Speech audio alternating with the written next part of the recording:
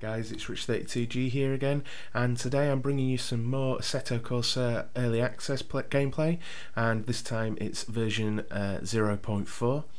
What we've got coming to us is a BMW M3 E30 Group A, a BMW Z4 GT3 and a Ferrari 599 XX Evo, and also the Ferrari F40, which I know a lot of people are excited about.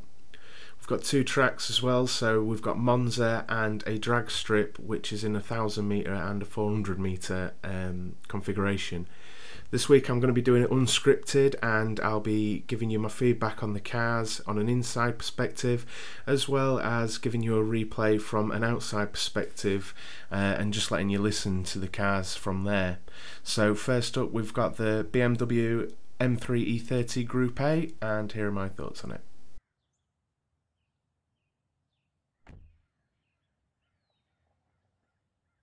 Okay, so with this BMW, I am driving it with a G27 and H shifter. I always use my G27, but I'll let you know which gear configuration I'm using.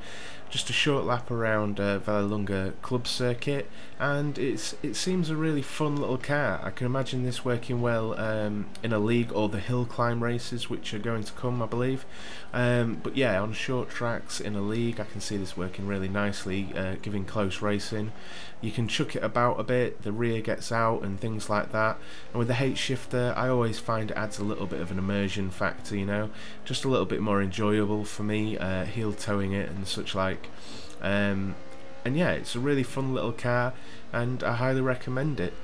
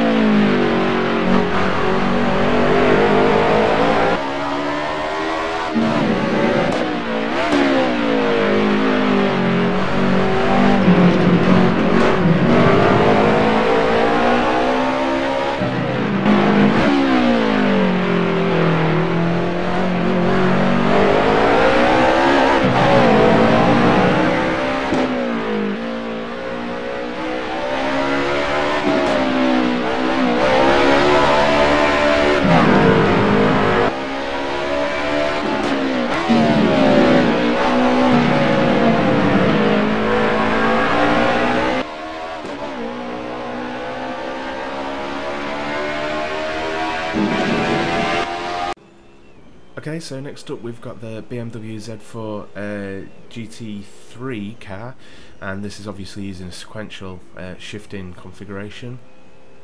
And we're going around Silverstone GP. This is evening settings, 6 PM. I really love the lighting at this time. The sun is properly blinding here, spotting you turning and things like that.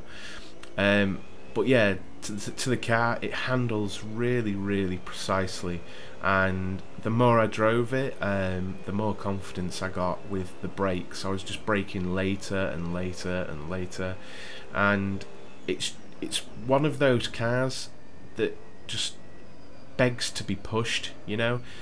You feel like you can just brake that little bit later or get on the gas that little bit quicker and earlier out of the corner, you know. And it's just really fun, and again, just like all the cars really on Assetto Corsa, I really think it's going to provide great racing. The thing I'm most excited about with these GT3 and GT2 cars that are going to be included is I'm interested to see how they're going to match up against each other, and how equally the performance is going to be, or equal, sorry, and just how competitive the racing is going to be, and the differences in driving style the different cars will need. Also, I'd just like to give a little credit to the guys that are doing the apps for this. The ones you can see, the top I've got the performance shaper in the top center, the left I've got the tyre pressure and temperature gauge, bottom left I've got the, I think it's the RSR live timing app, the G meter in the top right, and then of course the OV1 timing app down there, which has got the revs and speed and everything like that. But I'll leave you to listen to this car around Silverstone.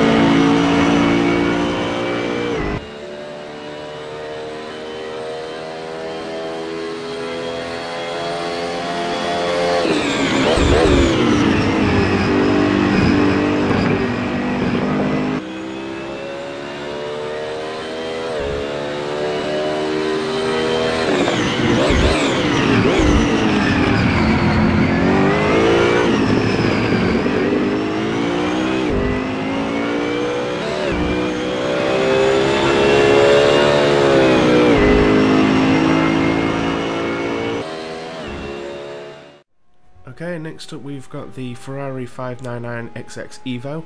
Again, clearly using the sequential gear selector sort of system, transmission system, and we're going around Mugello, and this is early morning, 8 AM settings. Again, I really like the different lighting settings. I think it looks kind of bland, like midday kind of times. That's something shared by R Factor 2 as well. The midday lighting isn't great, but again that could be down to my graphical settings, running on a GTX 660, recording with shadow play. But down to the car, it's fairly insane, and exactly why I enjoy driving simulators. It's very powerful, it handles really quite well, and the interior sounds I really quite enjoyed, especially on the overrun downshifting. I thought it sounded lovely, it just sounded right to me. I don't know what this car sounds like in real life, but I really enjoyed the sounds. Exterior to me wasn't so hot sound wise, but yeah, interior definitely impressed me. Handles really well, and it's a joy around Mugello. Take it out for a spin, guys, and I'll leave you to enjoy the external view.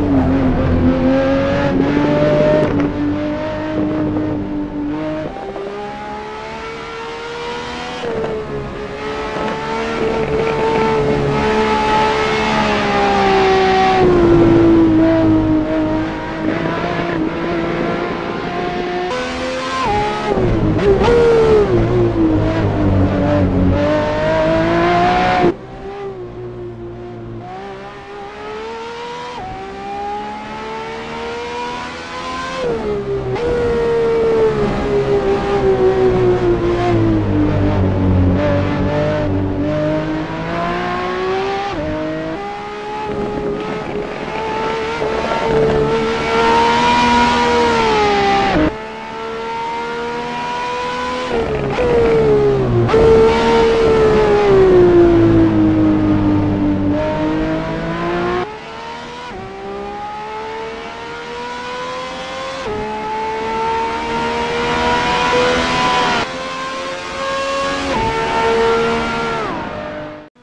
next up we've got the Ferrari F40. I know how many of you are looking forward to this car. Just the anticipation for this, I've seen it all over the forums and Reddit and such like. Everyone's been looking forward to this. I've got to say, jumping from the 599 into this, it was a bit of a shock. I don't recommend that you do it because it may give you a bad first impression of the F40. There's a lot of understeer and it's like kicking you up the arse. There's so much oversteer on the power,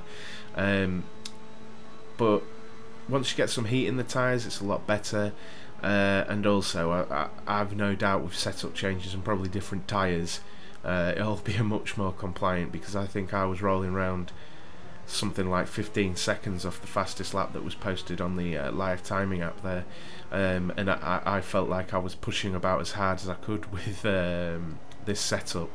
It's not the tidiest lap, it is my fastest I think, but it's not the tidiest of laps. But I thought, you know what, I'm gonna sort of show how much of a handful this car is. It shouldn't put you off, it's very fun, it's one of those cars that I think people will want to drive just because of what it is, and I had to bring it to Monza. There was no other choice.